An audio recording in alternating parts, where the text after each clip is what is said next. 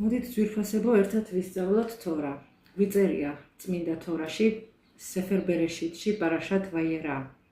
და ადგა ავრაჰამი დილა ადრიან და შეკაზმა თავისი სახედარი და წაიყვანა თან ორი ახალგაზრდა და იცხაკი თავისი ვაჟიშვილი.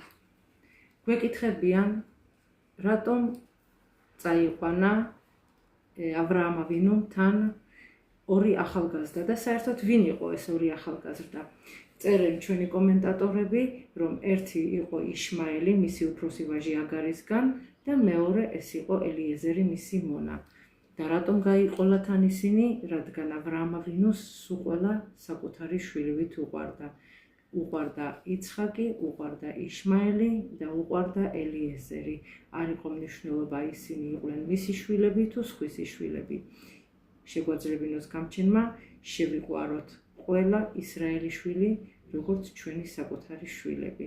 ამენ, ქენიერი რაცონ. თუ მოგეწონათ ჩვენი ვიდეო რგოლი, აუცილებლად გამოიწერეთ ჩვენი YouTube არხი, გააზიარეთ სხვებსაც მოასმენინეთ და თორის გავრცელების ვიცვაში ჩაგითვალოთ გამჩენმა. ამენ. აბა კარგად მივხვდებით ყველა.